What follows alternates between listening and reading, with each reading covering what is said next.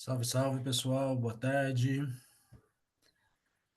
Vamos dar continuidade ao nosso ciclo de palestras introdutórias do Dalma. Meu nome é Alex William e hoje vamos ter a palestra do professor Alexandre Pinto, com o título Ciência e Psicanálise. São 5 horas. Agora podemos aguardar um pouco, né? Depois o professor Alexandre que decide. O professor Alexandre, ele é graduado em Ciências Sociais pela Universidade Estadual de Maringá, tem mestrado na mesma área pela Unesp Campus de Marília e atualmente faz doutorado em Sociologia na Universidade Estadual de Campinas, a Unicamp.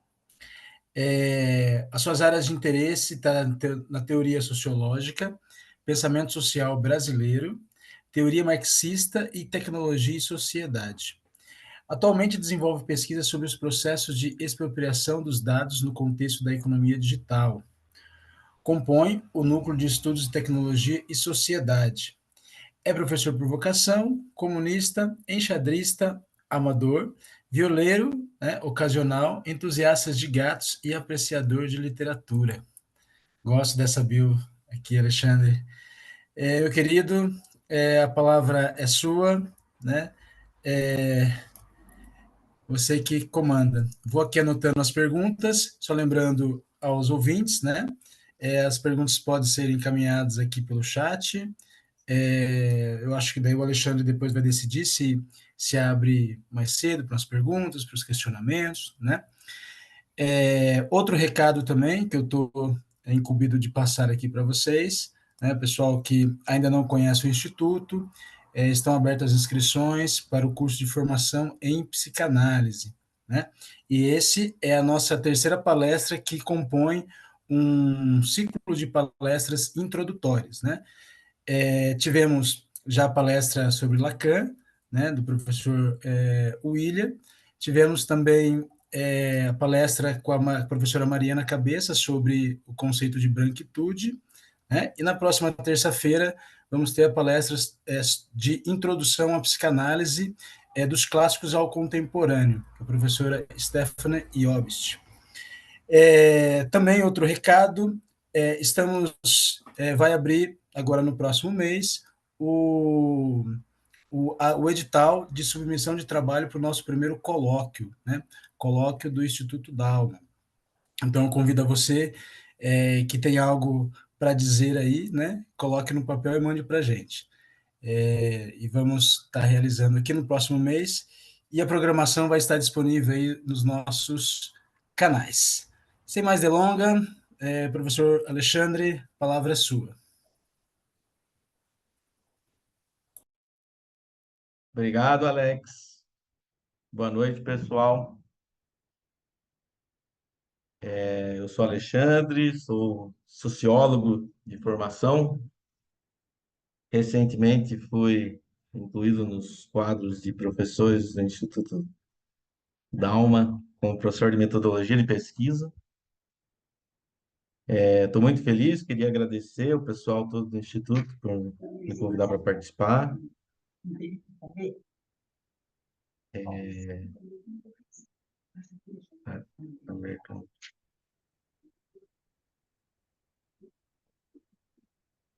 eu Então, queria agradecer o pessoal por me convidar para participar dessas conferências, dos cursos, e todo o Instituto, né? O trabalho que o Instituto faz é muito bonito. Agradecer vocês que estão compondo a mesa aí, a mesa, compondo esse debate, participando dos espaços. É, Hoje, a proposta, eu preparei mais ou menos uma fala, que na verdade são um conjunto de provocações sobre o tema da relação, né, da ciência, principalmente da ideia da ciência, e como a psicanálise entrou nisso recentemente, né? Digo recentemente porque eu pensei nesse espaço, nessa fala, considerando a polêmica, né, que foi levantada no passado, com o lançamento, com a publicação do livro do Que Bobagem, da Natália Pasternak e do Carlos Orsi, que gerou um burburinho, né, no meio da psicanálise, porque eles enquadram a psicanálise como uma pseudociência, né, junto com outras práticas como a acupuntura, a homeopatia, etc. E a comunidade, né, psicanalistas, ficou empolvorosa, teve uma resposta firme. Vários debates imediatamente foram convocados, ensaios, colunas, livros publicados, pontuando e discutindo as minúcias desse debate, né? No fim, esses debates, né, na dinâmica das redes, eles vêm e vão muito rápido, talvez rápido demais, às vezes, para a profundidade do assunto. Mas o meu objetivo aqui não é retomar essas minúcias, os pormenores, até porque eu não teria competência para fazer ele de maneira adequada, porque eu não tenho formação em psicanálise. Então, o que me chamou muito a atenção no debate foi colocar na ordem do dia essa ambiguidade dentro do campo de disputa política que está presente no posicionamento sobre a ciência, né? Hoje em dia, então, às vezes a gente se acha entre a cruz e a espada dentro desse debate, né? Sem saber direito como se posicionar, se reforçar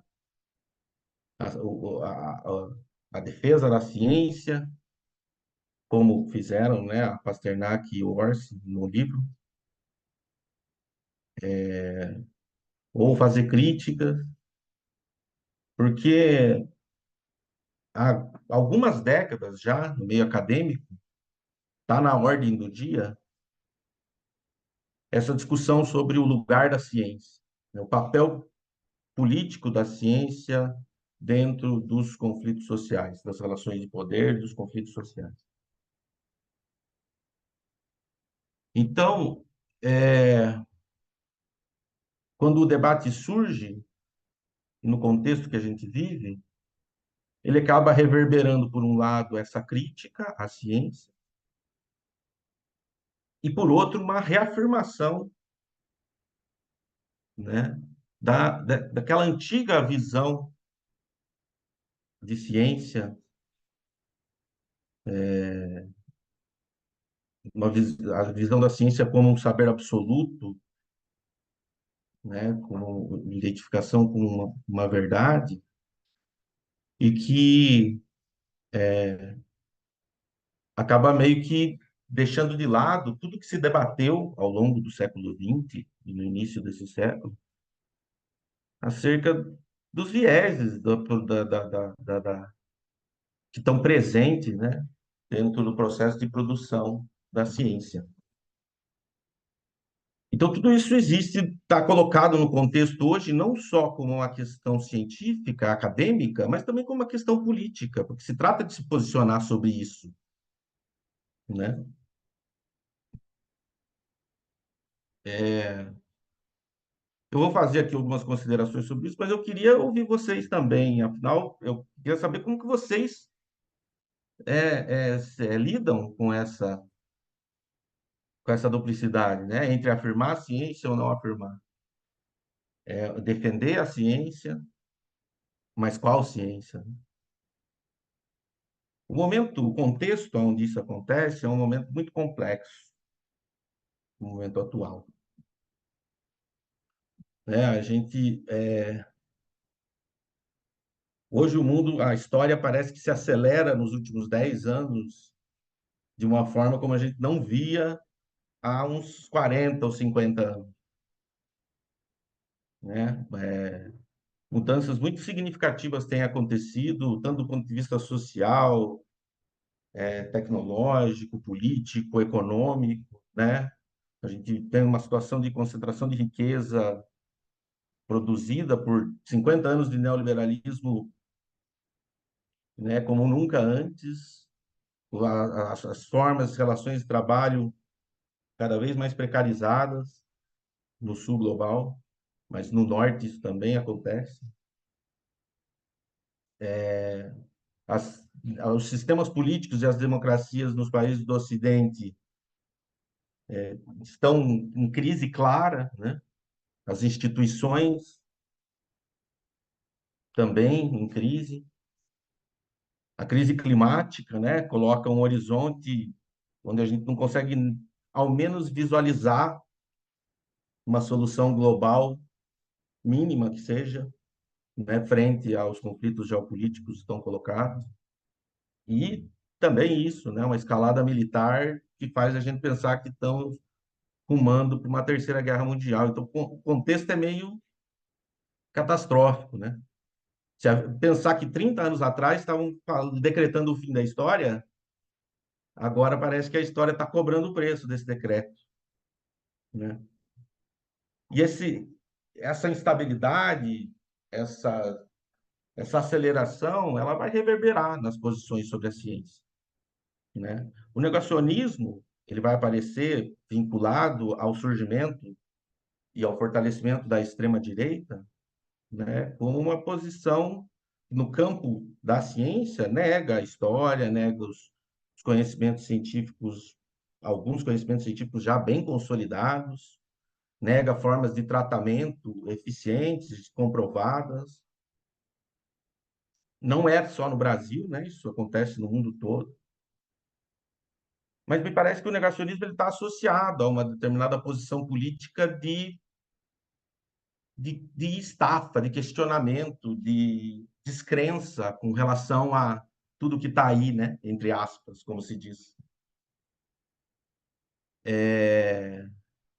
tem uma por trás da afirmação da posição conservadora, reacionária, às vezes, há uma semente de revolta que mobiliza, né?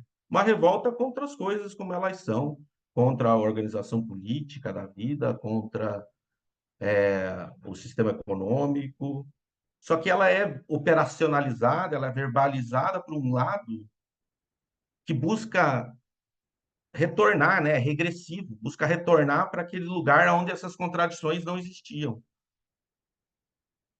Então, frente a polêmica sobre a ciência, sobre os fatos históricos, o melhor é retornar para aquele lugar onde não estava colocado, né, essa disputa sobre a ciência. A ciência era a verdade que guiava a civilização rumo ao progresso. Mas hoje em dia isso é contraditório, é nuançado, né? A reação que se dá ao negacionismo, que é expressa, por exemplo, nessa formulação da Pasternak e do Orsi, é a reafirmação da velha concepção de ciência como uma verdade absoluta, né? Neutra e objetiva, não contaminada pelos jogos de interesses, pelas disputas políticas, né? É como se fosse, como se o único problema fosse a falta de informação, como fosse um problema de propaganda. As pessoas estão negando a ciência porque elas não têm acesso à ciência que está chegando. É irônico, né? Porque a gente nunca teve um sistema de comunicação tão desenvolvido e, ao mesmo tempo, a solução para os problemas por parte dessa visão cientificista é falta propaganda, falta informar que a ciência comprova a sua superioridade frente a outras formas de conhecimento. Além, claro, de expurgar, né, do campo científico aqueles que não fazem ciência de verdade, né? Aqueles que não se adequam na fórmula, no critério do que é ciência legítima, verdadeira, que é acesso real. Então, essas duas posições elas é sobre isso que eu estava falando quando eu falei que entre a cruz e a espada, né? Como se posicionar frente a isso? O, o Christian Dunker e o Gilson Yanini publicaram um livro como resposta a esse livro, né? Que é Ciência Pouca é Bobagem. E é um livro muito interessante, eles navegam bem em toda a polêmica, resgatam. Eu gostei muito de fazer a leitura. E, e eu acho que eles é, chegam bem na solução, que é não assumir nenhum lado nem o outro, né? Sobre isso. É preciso formular uma nova resposta. A realidade pede uma nova resposta. E não é só no campo da ciência, né? O que se expressa no crise epistêmica que a gente vive. Não é só no campo da ciência. É também no campo político, é também no campo institucional. Existe a história se movimentando, ela pede uma nova resposta, né? E a gente tem dificuldade para fazer, enquanto a extrema-direita está avançando a passos largos, vamos dizer. Então há uma disputa aqui, é um campo de disputa, e uma disputa em vários níveis, né? Em um nível, por exemplo, é uma disputa em torno do que é ciência, do que se entende por ciência, do que é legítimo ou legitimado como ciência, vamos dizer. Em um outro sentido, em um outro nível, uma disputa em torno do papel que a ciência tem dentro da sociedade, né? A que a ciência deve servir, para que ela deve se orientar, como ela deve ser, ou que tipo de emprego ela deve ser feita. Em um outro nível, é uma disputa em torno dos métodos, dos procedimentos científicos que são mais adequados ou menos adequados, mais legítimos ou menos legítimos, que têm mais sucesso ou menos, né? É uma disputa também em torno dos objetos técnicos criados pela pesquisa e pelo desenvolvimento científico e o uso que a gente faz deles. Isso é uma dimensão assim muito importante, né? Muito atualizada que está acontecendo. Todo dia, né? A cada 2 anos, as Big Techs lançam a mais nova tecnologia que vai revolucionar o mundo, né? É o metaverso, é a Big Data, é o metaverso, hoje é a inteligência artificial. A tecnologia nas mãos dessas grandes corporações norte-americanas, né? Atuando diretamente no nosso cotidiano e determinando o nosso modo de vida. Então, há também uma disputa aí, né? E, em última instância, eu acho que, num nível mais alto ainda, é uma disputa em torno do modo de vida que a ciência deve ajudar a construir, né? Porque para não desvincular a produção da ciência também da produção dos modos de vida. Mas o que que marca o conhecimento científico propriamente, né? A ciência, como instituição social, a produção de conhecimento, ela é ancestral, né? Existe há muito tempo. A ciência, como instituição social, ela surge e se consolida na passagem para a modernidade e para o capitalismo no contexto europeu, né? Na passagem do feudalismo para o capitalismo, o surgimento da modernidade. O conhecimento, a forma de conhecimento que organizava a vida social e que explicava o mundo na Idade Média era o conhecimento religioso judaico-cristão, no contexto europeu. Através desse conhecimento, as pessoas tomavam consciência do mundo, orientavam suas relações, as formas familiares, né, as formas de cuidado, as relações de dominação política, econômica. A explicação científica, quando ela surge, ela vai surgir em oposição a essa forma de conhecimento. E daí surge esse problema de demarcar o que é científico, né? O problema da demarcação. É curioso que quando ele surge, a ciência, vamos dizer, tem um papel revolucionário, né? De contestação da ordem em crise, para fundar a nova ordem, ou como parte, né, do esforço de fundar a nova ordem. Então, naquele momento, demarcar a ciência, falar isso é científico em oposição à explicação religiosa, era uma questão importante.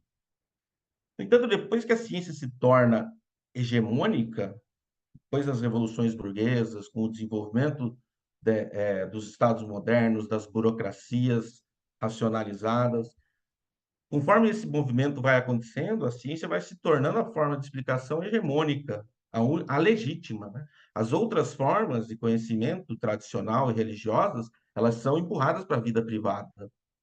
E a ciência passa a orientar como a vida social funciona, como a família se organiza, como o Estado atua na sociedade, gere e governa as populações, né? A ciência passa a ser esse conhecimento que explica e delimita a vida social, né?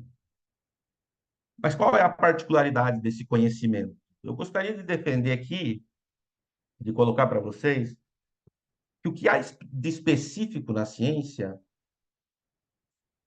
é que ela é uma forma de construção do conhecimento baseada na prioridade das características da realidade para a explicação da sua natureza e do seu funcionamento. Então, a ciência, ela não seria a forma de conhecimento, ela é uma forma de conhecimento que se orienta por dar prioridade para a realidade na construção do conhecimento. É importante marcar isso. Eu não sei se vocês concordam, depois vocês me falem. É, porque durante muito tempo a gente viu que uma característica, a gente é um discurso comum, né, que uma característica fundamental do conhecimento científico é o seu resultado.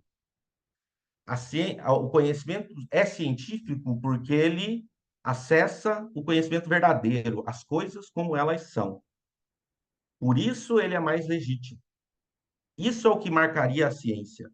Não é uma explicação baseada na religião, é uma explicação baseada no real, na realidade, em como a natureza, os fenômenos, o meio externo, o objeto funciona.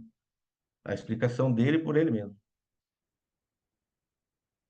Então, mas essa era uma visão meio enviesada, né? Porque é como se o conhecimento, como se a ciência não pudesse produzir teorias erradas, teorias falsas, né? Se o resultado de uma teoria científica, veja, se o resultado de uma teoria científica não é verdadeiro, ele é comprovadamente falso, é científico o conhecimento ou não é? Ou é só uma falsidade? É curioso isso, né? Que é científico também, que a ciência não é o resultado, se é verdade ou não. A ciência é o procedimento de construção do conhecimento. É o modo como se constrói aquele conhecimento, que é pautado nessa prioridade da coisa, da análise da coisa, para dizer como ela funciona.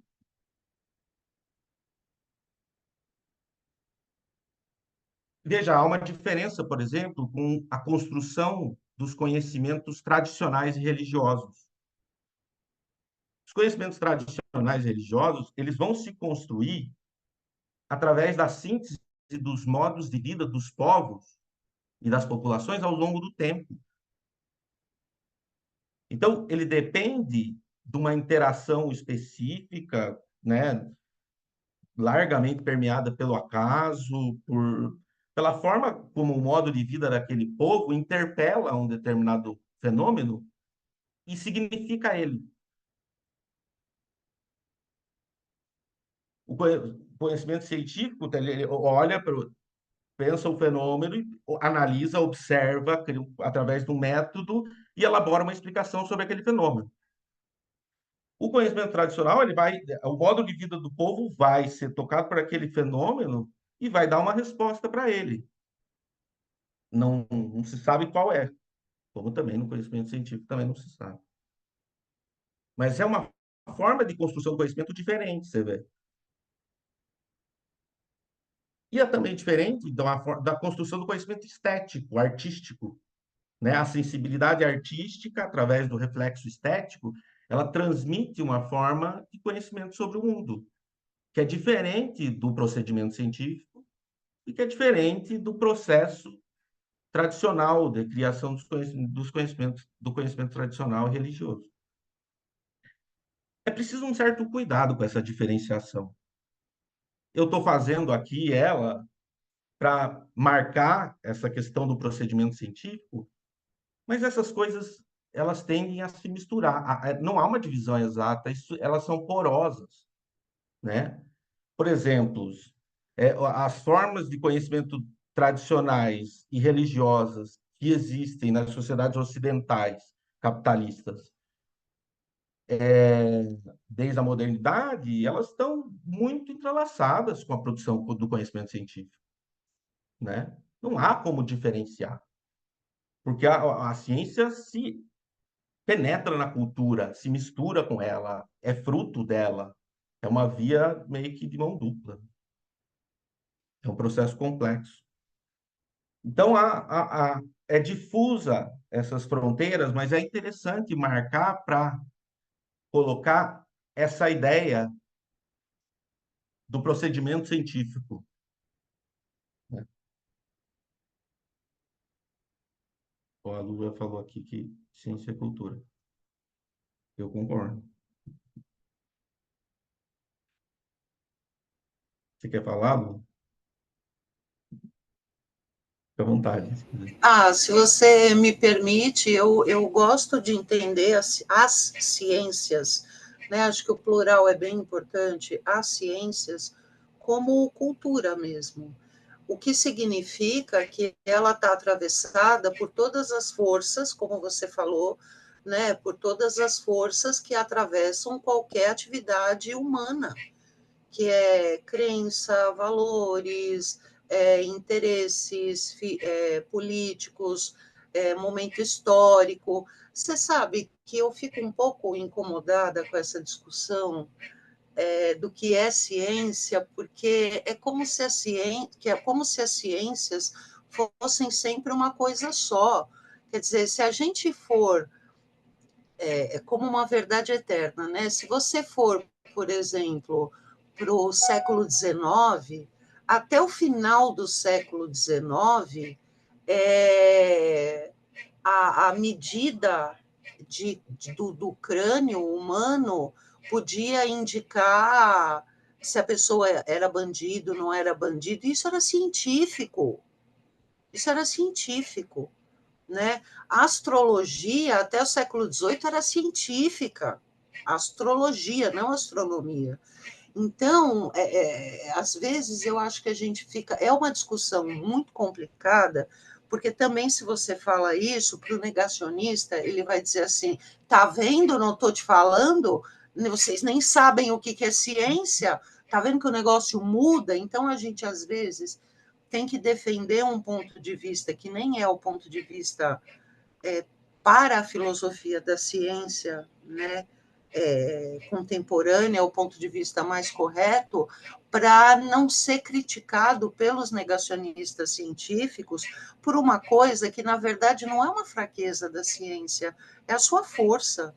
Né? O fato de não ser um negócio exato, de ser um negócio cambiante, que vai mudando ao longo do tempo, cara, isso para mim é a grande vantagem. Né? Entre os filósofos da ciência, tem um negócio que na filosofia da ciência chama aspectos de natureza da ciência, que nem sobre aspectos de natureza das ciências se tem consenso. Quer dizer, né? Quer dizer, o que exatamente é um procedimento científico? A gente fala umas bobagens aí, né, de método científico, como se fosse uma coisa só, né, no ensino médio, o que é péssimo, porque, enfim, você entende o que eu quero dizer? É muito difícil isso, porque se você vai para uma discussão contemporânea de filosofia da ciência, parece que essa discussão pode servir como munição para a extrema-direita e para os negacionistas científicos. Mas a verdade é essa, de repente é uma discussão, o que é científico talvez nem seja, não seja a pergunta correta, sabe? Pensando isso. Que legal, Lu, né? Tem tudo a ver, é bem por aí mesmo também que eu penso. É isso, né? Você está lidando bem com essa questão que eu coloquei lá no começo, né? Como lidar com essa ambiguidade do que está colocado. E eu concordo que é complicado. Às vezes a gente cede os anéis para não perder os dedos, né? Mas E o que se diz, desculpa, é só para complementar, o que se diz, a ciência funciona, não é a ciência que funciona, é a tecnologia, que é outra coisa. Ciência e tecnologia não são a mesma coisa, né? Quer dizer, a tecnologia ela pode ser desenvolvida sem ciência básica nenhuma. Se a gente pensar, por exemplo, em povos primitivos, eles têm uma puta tecnologia para pescar, para levantar pedra, tá? E não tem uma ciência formal ali. Tem tecnologia, né? Que é muito baseada no empirismo.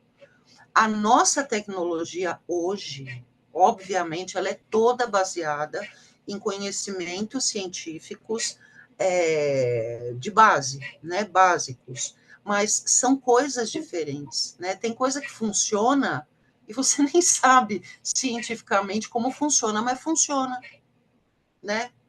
Funciona. Talvez até a psicanálise seja uma tecnologia, e não uma ciência. Me ocorreu isso agora, porque a psicanálise funciona e a gente não sabe exatamente como, mas ela funciona, né?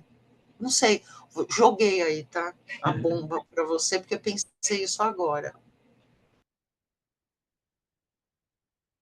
o.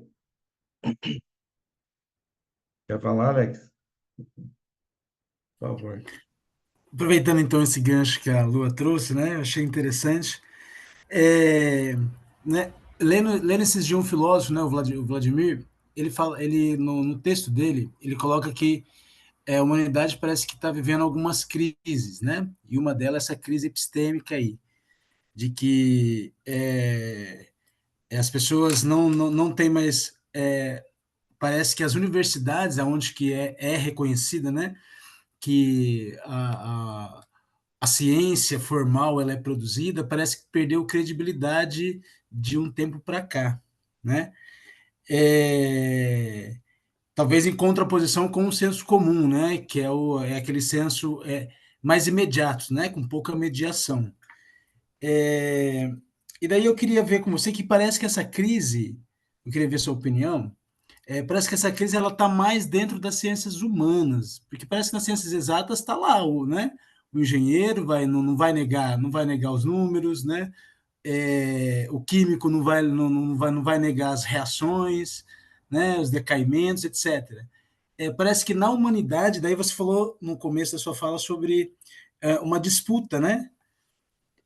Eu queria entender um pouco do que é essa disputa se é uma disputa dentro desses campos, né? Porque daí a psicanálise ela transita, né? Parece que ela um, ganha um status ali de transitar, né? A gente vê o Lacan pegando formas matemáticas, né?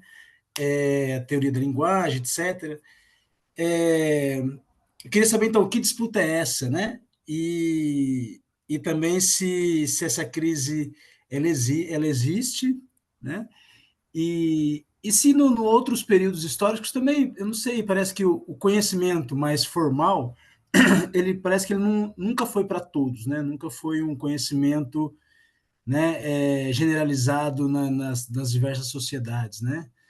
Tanto que tinha os escribas, que eram os que pareciam que era algo muito mais próximo do que Hoje nós chamamos de, né, professor, acadêmico, cientista, etc. É isso.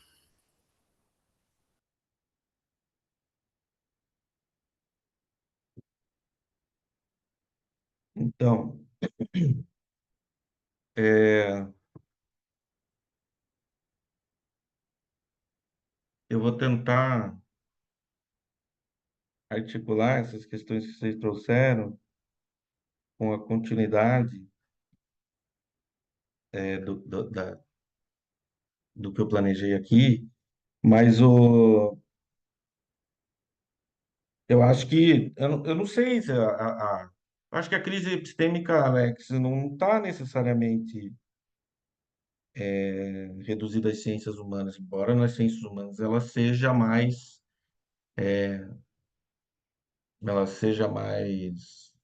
aguda, porque as ciências humanas sempre conviveram com com esse caráter, né, diverso, múltiplo do conhecimento científico, né? As ciências humanas, em geral, estão mais acostumadas com essa ideia de que existem várias explicações várias teorias para o mesmo fenômeno. Essas teorias, elas, de alguma forma, disputam, de alguma forma, elas cooperam, de alguma forma, elas debatem, elas estão interagindo, né? E se reproduzem ou não. Algumas coisas se tornam obsoletas, ficam para trás, outras se consolidam. A ciência humana sempre lidou mais com essa diversidade, então é mais tranquilo você colocar essa questão da determinação social da ciência, né? Para as ciências físicas, naturais, lógicas, né?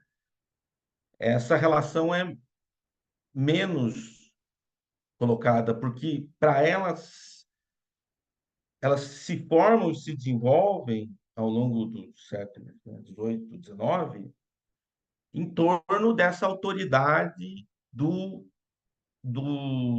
processo científico que alcança a verdade, né? Que é a legítima verdade, em oposição ao pensamento religioso, né? Sempre ela surge nessa contraposição e ela se alimenta muito disso, né? Então, esse choque de pontuar em que medida também essas ciências, também as suas teorias são de alguma forma condicionadas ou determinadas pelo processo social onde elas estão inseridas, isso é um choque maior para essas ciências. E de alguma forma isso toca nessa questão da crise epistêmica, né? O problema da ciência, assim, na sua origem, ele é, ele vai ficar muito em torno de como explicar os fenômenos da maneira mais correta possível. Se a ciência é o procedimento, né, que constrói o conhecimento a partir do fenômeno, como, como é que devemos abordar o fenômeno? Qual é a maneira mais adequada de se fazer isso? Né? É, a impressão que a gente tem quando a gente ouve esses discursos de defesa ferrenha da ciência como verdade, como conhecimento superior, é que isso já está descoberto, né? Que os cientistas já sabem isso, só a gente que não sabe. Que existe uma forma corretinha, então é tipo um modelinho de como fazer o conhecimento científico correto e chegar na verdade, né? Mas a ciência não funciona assim. Ela nunca funcionou assim. Não é da natureza da ciência funcionar através de uma única forma. Nunca foi. Isso é uma questão que eu gostaria de trazer para vocês. São diversas teorias e formulações que vão defender posições particulares. Está ligado com o que a Lua comentou, né? E há uma questão que está de fundo aí, né? Eu já vou chegar nela, mas veja, quando começa a surgir a modernidade. Ah, primeiro eu precisava fazer uma questão sobre o que o Alô colocou, você colocou também, sobre a ciência, né? O surgimento da ciência. Veja, a necessidade de conhecer a realidade é algo próprio da vida social, né? E todos os povos, para construir a vida social, se orientar, produzir, se relacionar, eles têm que conhecer a realidade que os circunda, né? Isso é uma forma de conhecimento. Não é ciência, porque não existe essa consolidação de um, de um, de um tipo específico, de um procedimento específico para elaborar conhecimento. Isso se dá meio que misturado com os conhecimentos tradicionais, com as formas religiosas, artísticas, etc. Certo? Depois isso vai se desenvolver. O Lukács, ele chama isso de, partindo da ontologia do Hartmann, ele chama isso de intentio recta, que, né, é essa orientação em direção a conhecer a realidade. Por motivos práticos, é necessário para sobreviver.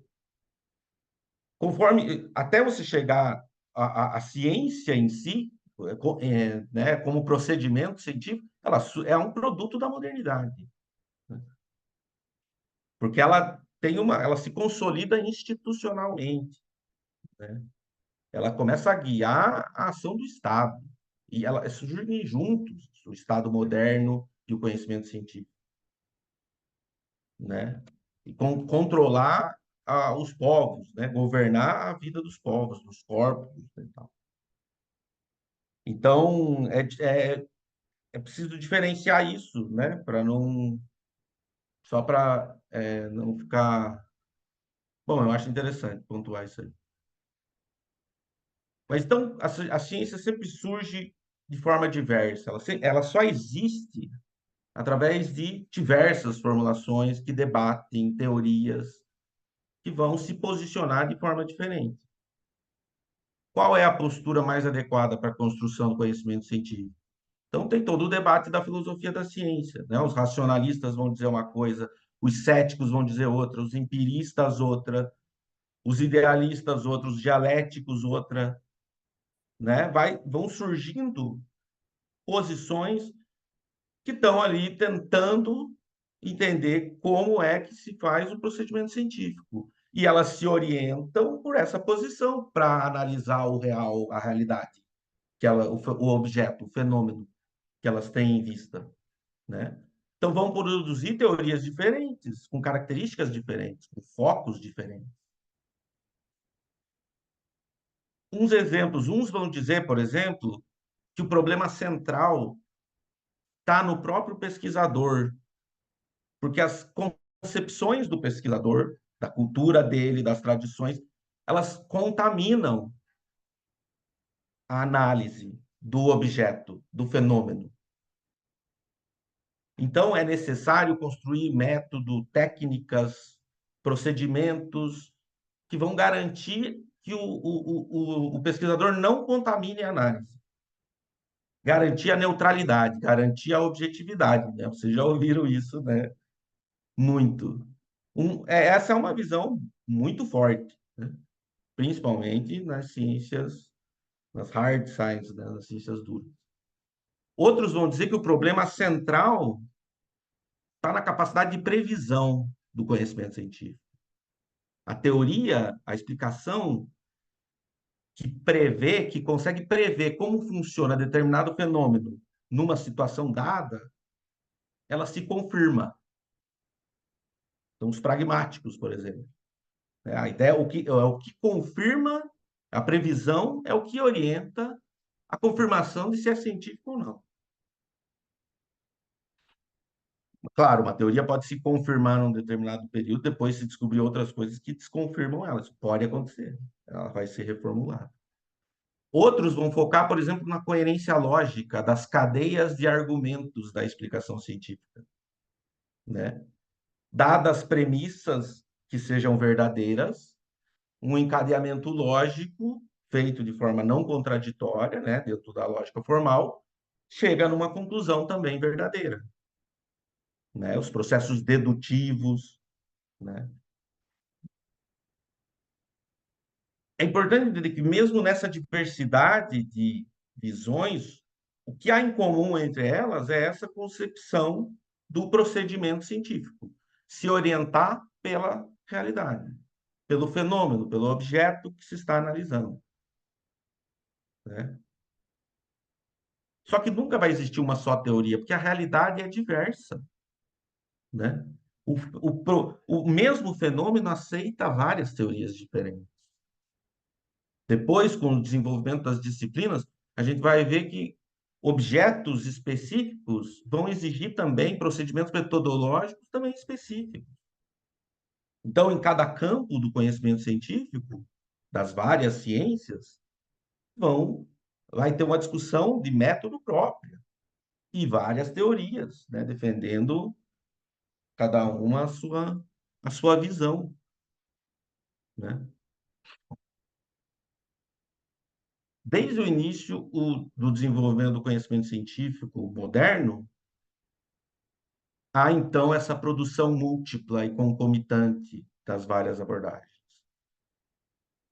Todas elas, cada uma delas, persegue e se propõe a ser a melhor maneira de explicar o fenômeno, né? Ela defende a própria visão, critica a outra.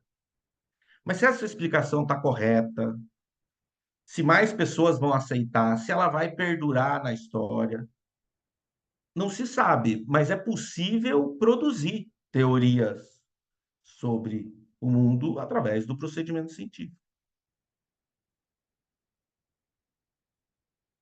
E, de fato, as teorias são produzidas, formam-se campos científicos, elas vão debater entre si.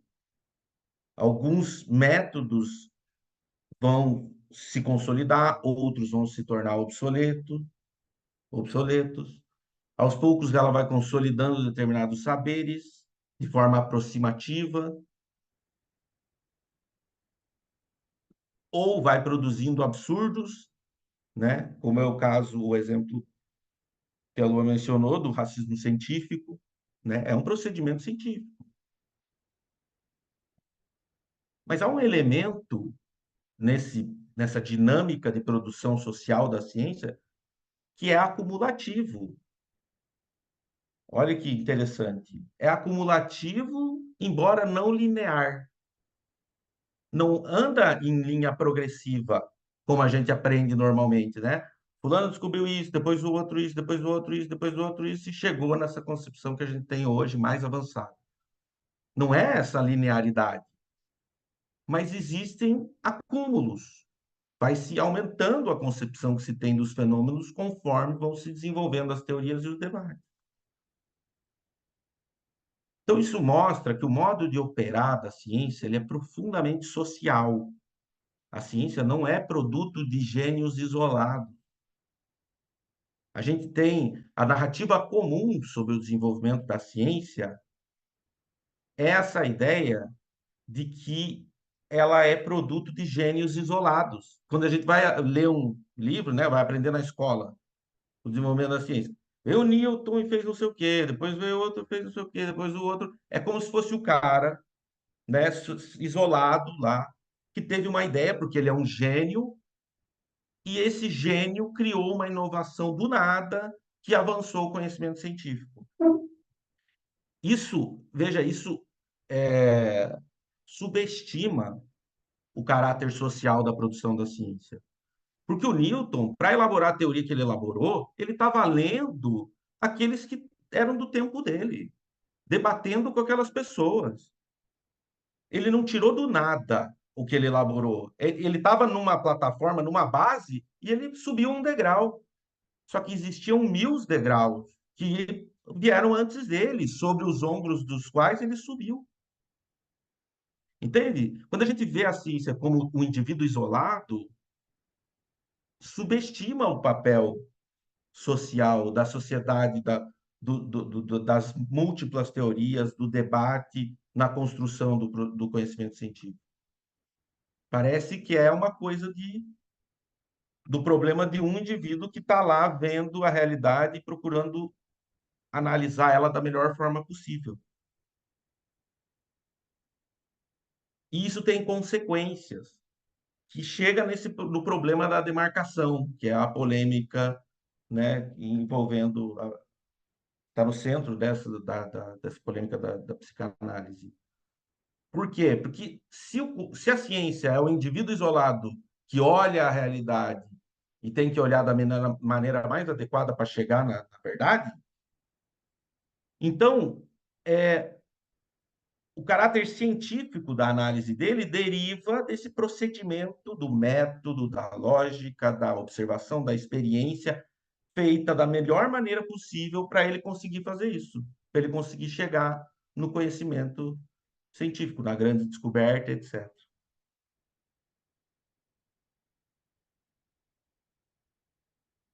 Então, a conclusão disso, a decorrência disso é que, para garantir a verdade do conhecimento, é preciso demarcar especificamente o que é o procedimento científico correto, que todo indivíduo que for analisar a realidade vai poder fazer. E o que não é o conhecimento científico correto. O que é ciência e o que é pseudociência. Né? O surgimento da psicanálise ele é muito sintomático desse caráter social, aproximativo e não linear do desenvolvimento do conhecimento científico. Porque a psicanálise ela surge justamente apontando para um fenômeno que ele não consegue ser explicado pelos padrões da ciência médica do tempo, né? O Duncan e o Iannini argumentam justamente isso numa parte do livro lá. Então, ó, o Freud se depara com a dificuldade de empregar as noções normais de causa e efeito no comportamento verbal no contexto da clínica. Ele vê que aquilo que está acontecendo ali não é uma relação de causa e efeito simples, onde uma fala causa a outra. Eles vão falar, por exemplo, às vezes existe causalidade regressiva, né? Porque um evento posterior, um leve evento posterior, que não tem nenhuma conexão, desencadeia algo, algo lá atrás, no evento anterior. Ou um evento muito impactante na atualidade, não faz nada. Então, essa relação de causação, de causa e efeito, de necessidade, não é a mesma. Ele olha para isso e fala, o que está sendo, a forma como está sendo explicado não dá conta, né, desse fenômeno.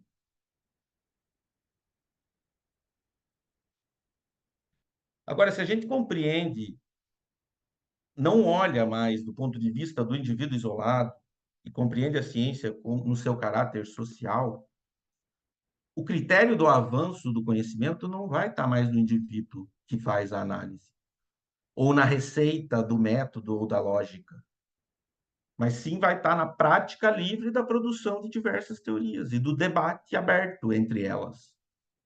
As formações de consenso orgânicas, né? Se você entende a ciência como uma atividade social, não faz sentido colocar uma receita. Ela só avança nessa diversidade. Claro que nada garante o avanço, mas ela avança na diversidade. Isso remete a um posicionamento do Hegel, né? Que o critério não é a lógica, nem o método, nem a experiência. Ele tinha uma crítica forte à posição kantiana, né? Para o Hegel, o critério é a própria praxis, né? É a prática social. A comprovação do conhecimento não está no modo como ele é feito, mas se ele recebe confirmação da própria realidade ao longo do tempo. Não é um resultado imediato, não vem do indivíduo isolado.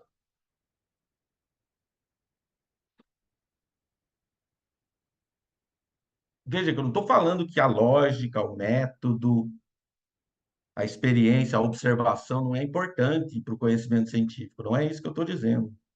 É importante ter esse debate. É importante o debate do método, a rigorosidade da análise, para a construção do conhecimento. Tudo isso é importante, mas isso não é critério de validade ou de legitimidade do procedimento específico, do procedimento científico. Não pode ser, porque a ciência não funciona assim. Tanto é, e o Dunker e o Iannini falam isso seguidamente, né? Tanto é que esses critérios, essas tentativas de demarcar um critério, elas nunca perduraram. Elas nunca tiveram nunca duraram muito.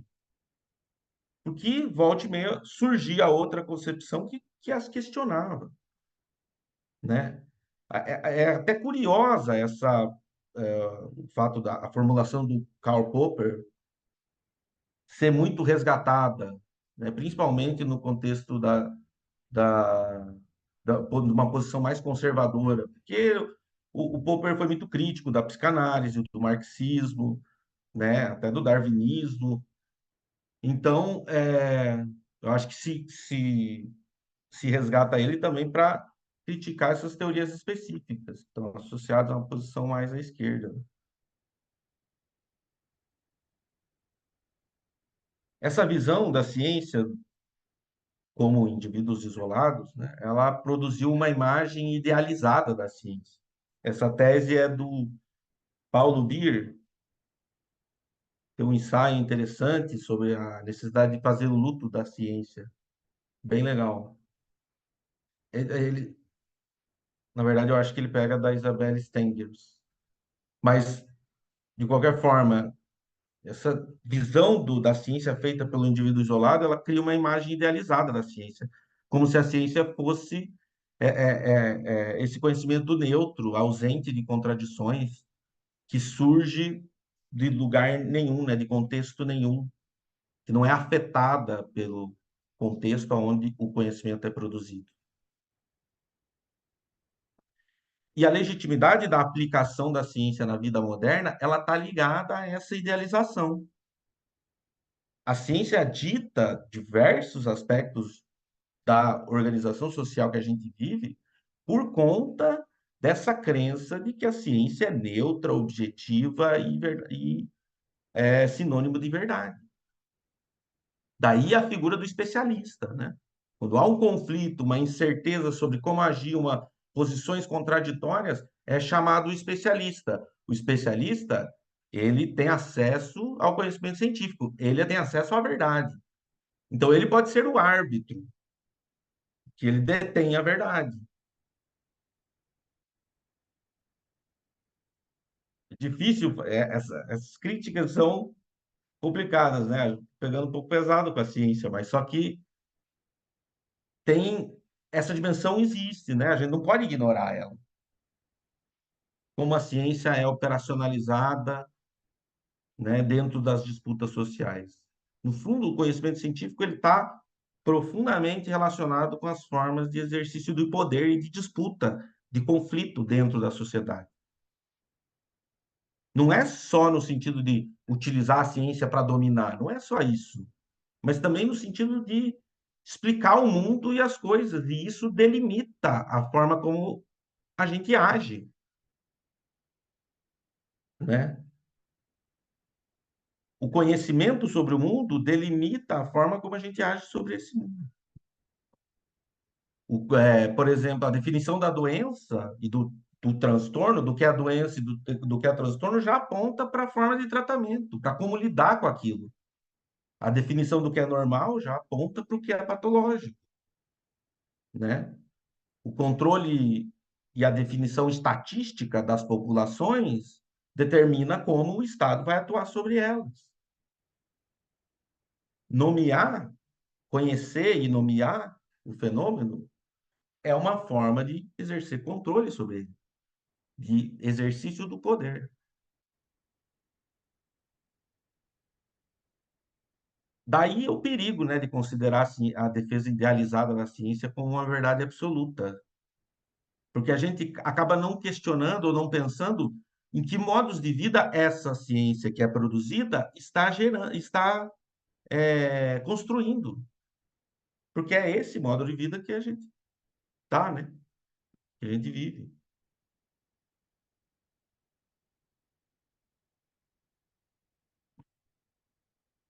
A ciência não está imune às contradições sociais. Ela serve de suporte para o exercício do poder, para as disputas. E daí o grande desafio nosso é entender essa dimensão de poder da ciência e colocar ela a serviço da construção de modos de vida alternativos, emancipadores, porque é possível também fazer isso. Você vê que a duplicidade, né? Porque esse mesmo conhecimento modernizante ou moderno que inaugura formas de institucionalização do poder e da dominação, ele também possibilita a criação de formas de emancipação, né? Ela e também possibilita que se critique as relações sociais e a ordem, né? Então fica esse desafio, né, de defender a potência da ciência frente ao negacionismo, mas não deixar de criticar a ordem que essa mesma ciência produziu. E o que implica isso, né? Implica em criticar muitos dos pressupostos das teorias científicas que são colocadas a serviço da ordem, ou que contribuem para que essa realidade se reproduza.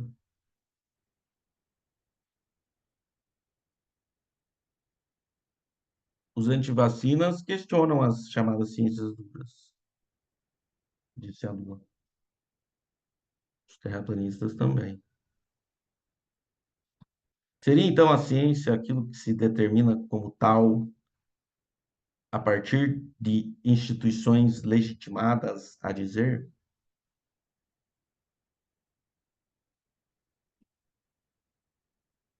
Eu acho que essa dimensão existe,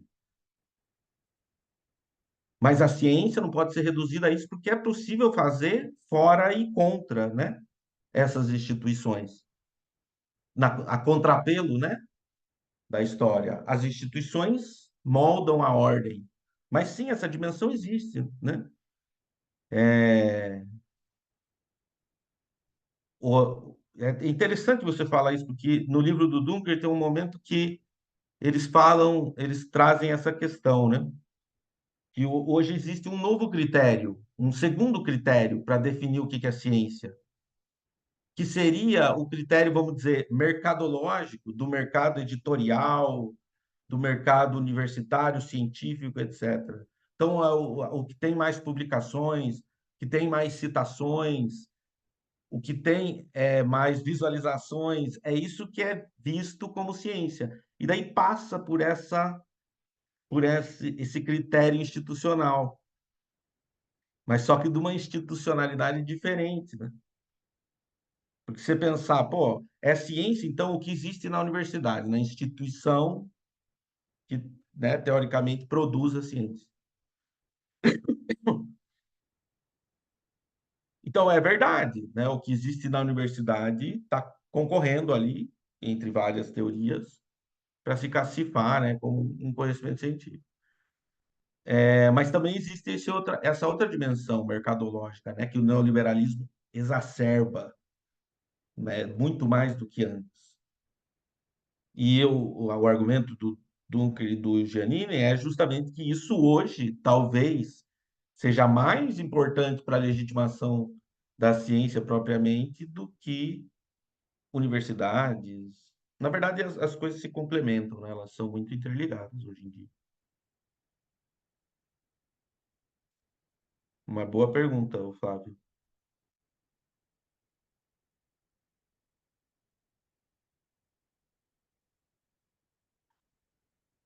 O pai disso, o pai daquilo, o pai da física. É verdade, Lu. O gênio individual, né? Que produz a ciência.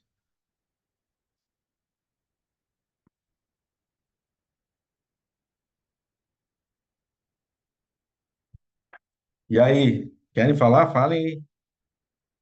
Falem comigo. Eu queria fazer um comentário, Alexandre, quando você falou sobre a ciência, né, como aquela que estuda a realidade, acho que você colocou muito bem que até até mesmo essa realidade, ela pode ser explicada de formas diferentes. Então, eu queria dar 2 exemplos. Um livro que eu acho que é bem, bem bacana, os dois, na verdade, que eu vou falar, mas que particularmente me impressionou muito, é um livro de 1935, 35, do Ludwig Fleck, que se chama A Construção de um Fato Científico. Nesse livro, o Fleck vai traçar o histórico da sífilis, né? Quer dizer, como que o problema da sífilis foi encarado, né, ao longo da história, e ele parte, acho que do século VII, por aí, depois de Cristo, né? Século VII e tal, e vai indo, quer dizer, ela é a sífilis, só para ser bem grosseira, assim, para ser rápida, a sífilis já foi um castigo pela promiscuidade sexual, como a AIDS, né, nos anos 80, 90, o câncer gay, né, não era assim que chamava? Era assim, né? A peste gay, uma coisa horrorosa. Então, a sífilis, ela já foi desde um castigo divino até uma doença a ser tratada com mercúrio, tá? Quer dizer, isso tem uma história, né? E uma história concreta, com tratamentos específicos. Então, quando era um castigo divino, tinha tratamento, tinha, né?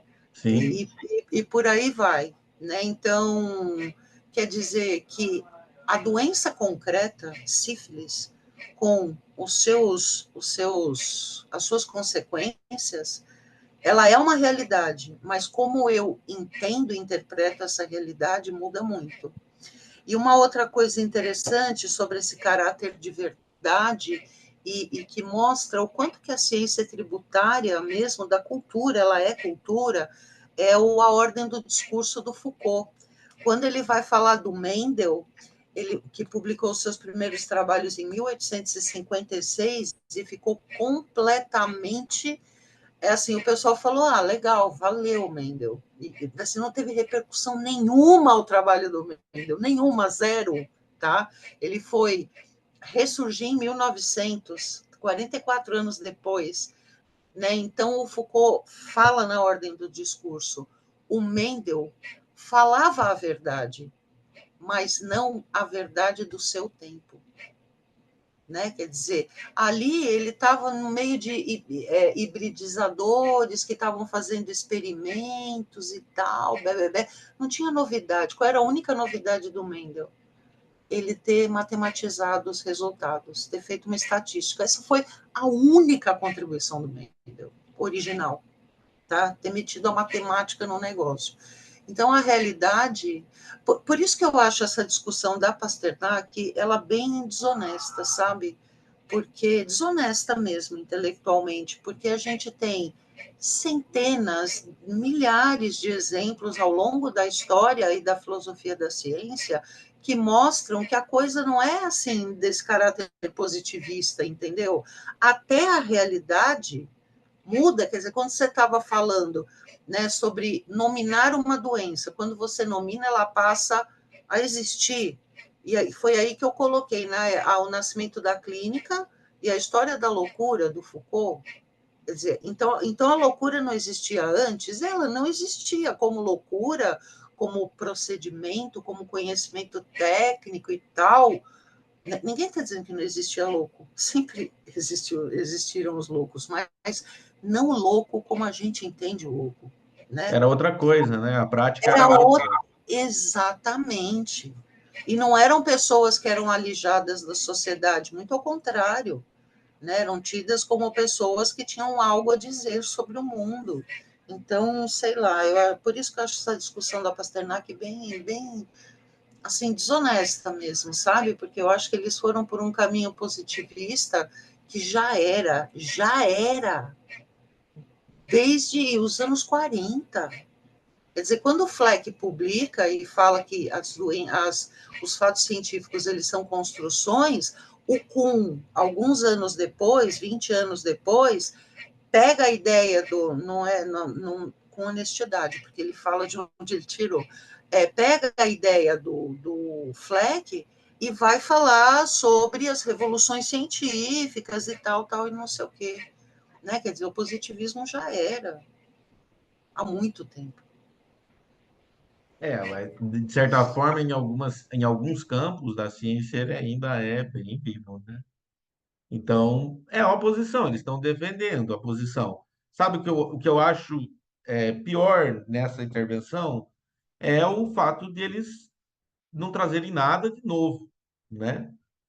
Para a discussão da psicanálise, né? Eles resgatam críticas do Wittgenstein, que o próprio Freud respondeu, né? Então, e eles fazem um resgate que é muito criticado pelo Dunker e pelo Janin, no sentido de mudar as coisas, a significação daquilo que eles estavam falando, de interpretar errado e tudo mais. Então, é meio que requentar uma coisa que já foi respondida, né? Inclusive, o Dunker falou em vários vídeos que eles propuseram o debate com o pessoal do instituto deles lá, mandaram dados, tentaram fazer esse diálogo, e mesmo assim eles continuaram defendendo essa posição. Então, é assim, eles estão defendendo a posição deles, né? É, é meio contra o tempo, né? De alguma forma. É anticientífico, Eu né? Porque eu não acho que sei se dentro você dessa outra chegou a visão, né? ver, eu não sei se você chegou a ver uma conversa, é que eu não lembro o nome dele, o marido da Pasternak, que eu não lembro mesmo o nome dele. É o Orsi, Carlos Orsi. Isso, o Orsi. Carlos Orsi, com um professor da Unicamp, do Uhum. Instituto de Psicologia. Cara, ele foi tratorado pelo professor. Ele foi tratorado mesmo, um negócio assim que deu até pena, sabe? Porque ele não tinha como responder. Então é anticientífico você não falar assim, opa, acho que a gente errou. É bonito isso na ciência. Falar, olha, não era bem isso. Isso é bonito na ciência, né? Você saber que, sei lá, que a física de Newton ela serve para construir casa, mas não é a física, vamos dizer assim, entre aspas, de verdade. Ela serve para construir prédio, casa e tal, mas não serve para explicar o universo. É bonito isso. Sei lá, é isso. É uma dinâmica, né? Às vezes, às vezes a crítica das teorias que a gente defende também por nós não são aceitas, né? Então, não sei, é o debate. Eu acredito isso a diversidade do debate. Se eles querem defender essa posição, que defenda, mas a gente entendendo que ela não é correta, a gente tem a função também de fazer a crítica, né?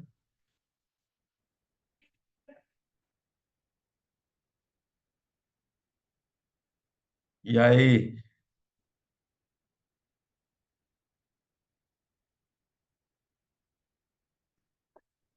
questões, considerações.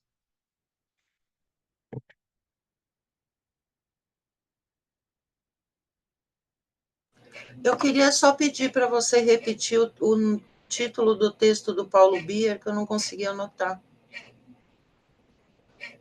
Olha, eu acho que é. Deixa eu ver aqui. Pode ser mais ou menos, que é mais ou menos com o nome dele já dá para achar. Achei aquela dissertação de mestrado dele, né? Não, tem Tinha. o livro publicado, né? Mas esse é um Que é o artigo. Ciência e Psicanálise, verdade, é É que um tem diálogo, dois. um diálogo necessário, eu acho. É esse? Tá, Esse é um tá bom. livro. O artigo Uhum, chama O Luto da Ciência Ideal. tá, obrigada.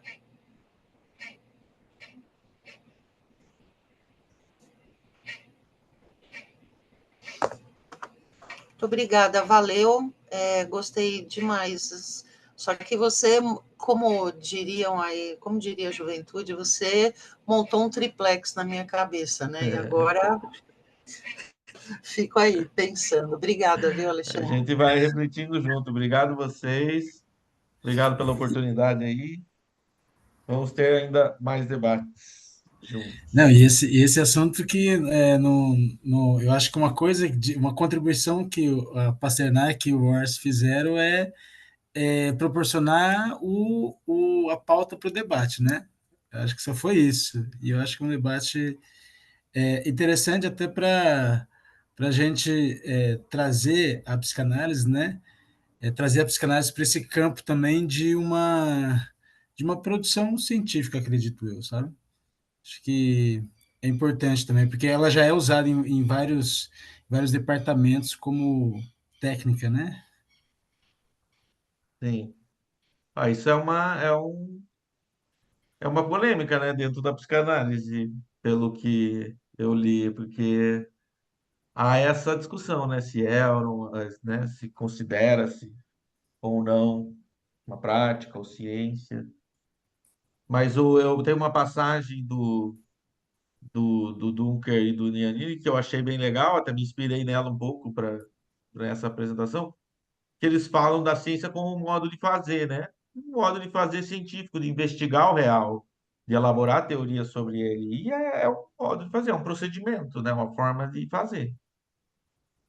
Eu acho que encarar assim, eles vão falar, se a psicanálise é ciência, depende do que você entende sobre ciência, né? Se for nos critérios do positivismo lógico, pode ser que não. Mas se não for uma visão tão restrita, sim, né? Então, é, varia.